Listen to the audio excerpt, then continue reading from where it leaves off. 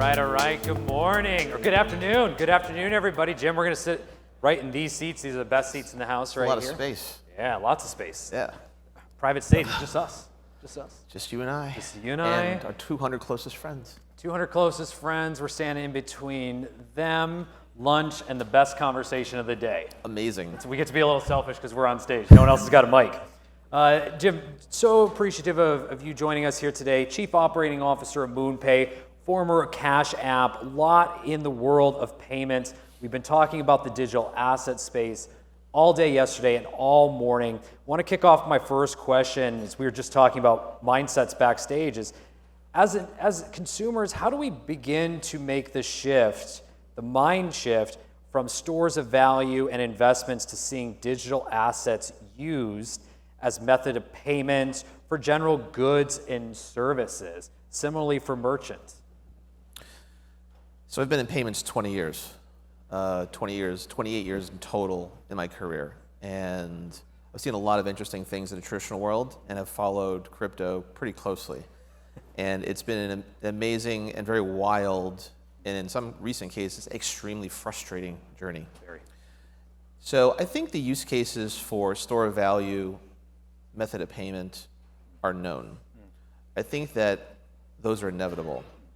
In some cases, they're present, they're there, but I think folks are still saying, hey, do I spend this or do I save this? But I think the future there is pretty clear. What I think is really interesting is the moment in time we're at right now, where we're going to see more power from Web3 that is beyond the use case of store value and method of payment. And let me sort of let me look at my broken crystal ball and paint that picture. Slowly put it back together. Yeah, slowly put it back together. If anybody's got a working crystal ball, I'm interested in chatting with you. So here's what we see at MoonPay, and I think MoonPay is fantastically positioned for this future. What we're going to see are legitimate use cases of decentralized blockchains with smart contracts. I don't like to use the word NFT. I'm going to put a pin in that, come back to that in a second, of smart contracts. In many cases will be non-financial use cases to power experiences. I'll give you some examples, MoonPay specific examples. We recently did a pilot with Universal Studios and 2 of their theme parks in Hollywood and in Orlando, which I recently took my child to the Orlando park. Harry Potter experience, fantastic. So what did we do?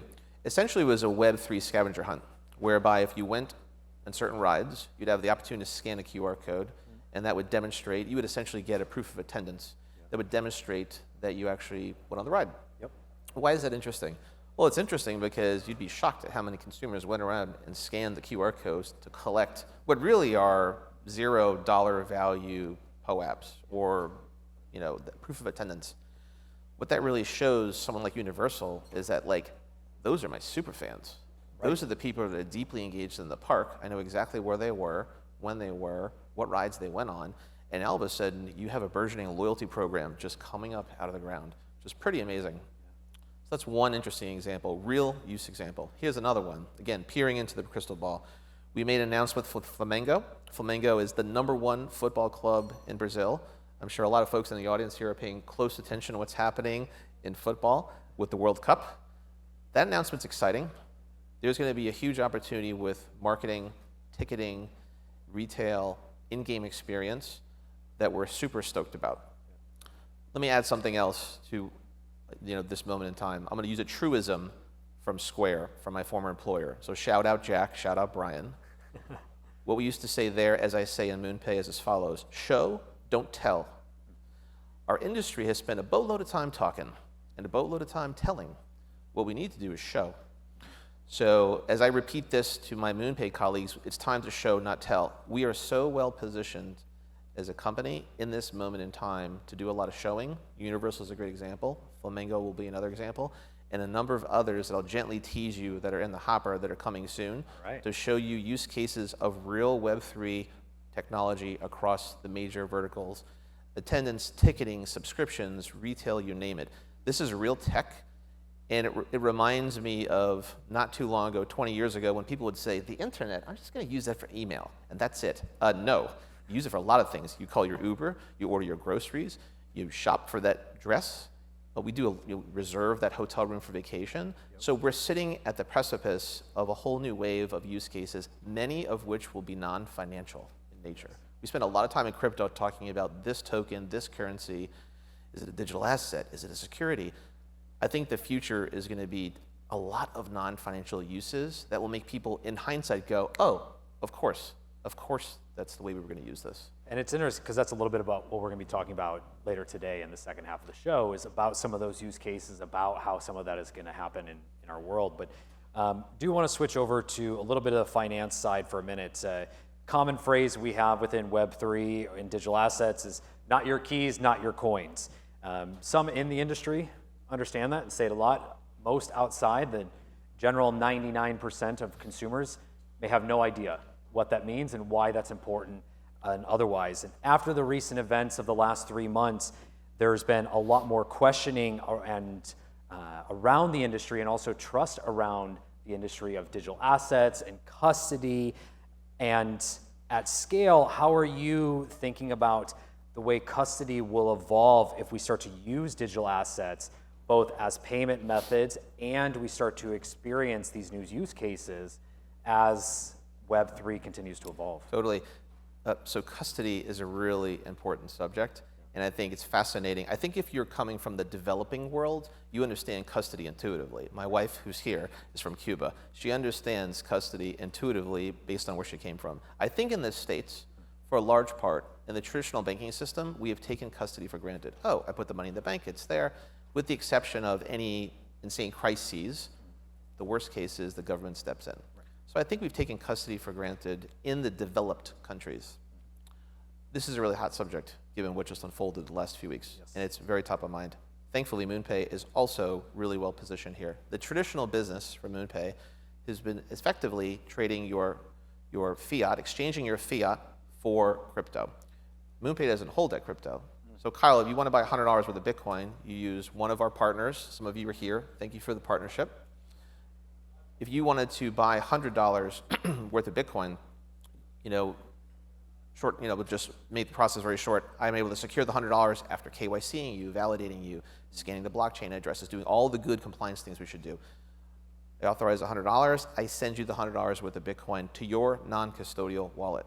So MoonPay has never custodied funds. So you essentially aren't touching it? No, not touching it, not holding it. That's been an important premise since the beginning. We believe that is part of the ethos of crypto, part of decentralization, and it's a really important subject right now because customers have knowingly in the past made the following trade.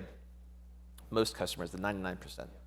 I am going to let you hold institution, FI, custodian. I'm going to let you hold my crypto. I'm going to let you hold my keys. In return, please give me a delightful user experience. Right. And I think that's the trade that people have made historically. And now when you have the events of the last few months, you go, wait a second, I'm not so sure this is the best trade. So we've believed since the very beginning of the firm, since the very beginning of MoonPay, that a non-custodial future is a big part of where things are headed. Our products have been built in that way. We're very excited about that. And we believe that things are heading in that direction.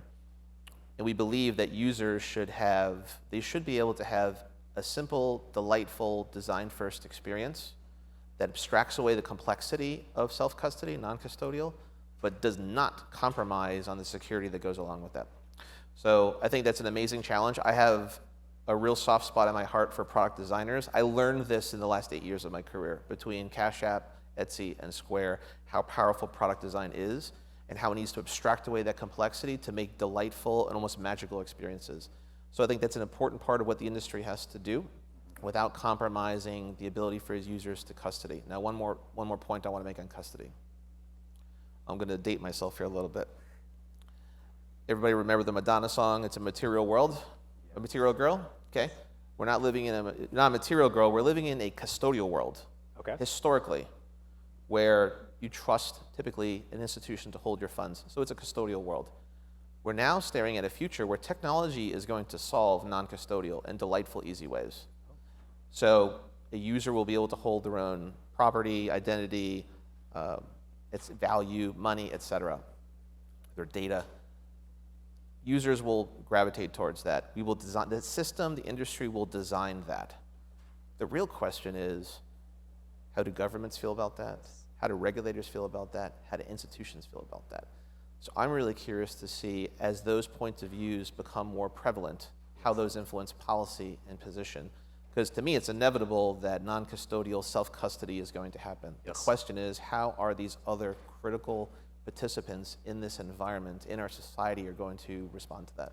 We are actually talking about that in just a few more panels here and just a little bit as well. Last question here before we take a break, Jim, I want to be sensitive of your time, is you've recently announced, I think, something pretty magical when it comes to payments and non-fungible tokens, or NFTs. Yes. NFTs get talked about in a lot of different ways, from the hype cycle we just saw to the added utility, and now you guys have a new service called Hypermint that you just announced around payments and NFTs. Can you give us a brief summary of what this is and why this is so important? Absolutely, sure. So Hypermint is, the earliest baby in the business. It's really the tip of the spear for the future of, I think, Web3, and certainly the future of MoonPay.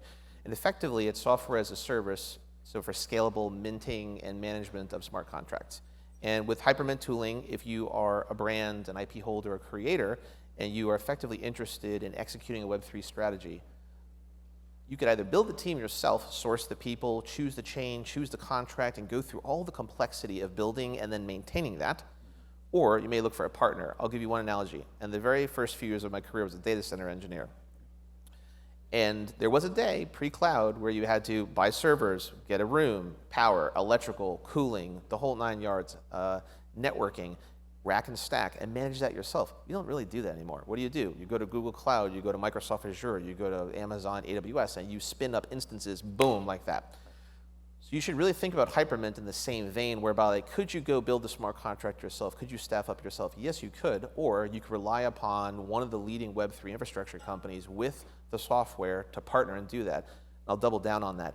Let's say that you're a brand, you see the future, you see it coming. As many that I've spoken with to date, which gets me really inspired and excited, they're like, Ivan, Jim, we see the future, it's coming. We don't want to be a laggard. We want to be at the tip of the spear. I have the assets, you have the technology, we have the willingness. We've got the gumption. What do we do? Great. Not only do we have the tech, but we have a studios team to help you develop the strategy. Develop the strategy on one side of the business, you execute it with Hypermint on the other side, and those IP holders have complete control of their smart contracts going forward. I'll add one more thing. Sure. I think NFT is a horrible acronym. I'll tell you why. It reminds me of MP3s from 22 years ago. Who here remembers MP3s? Okay. What do you think of? Piracy, Napster, not paying for music, okay?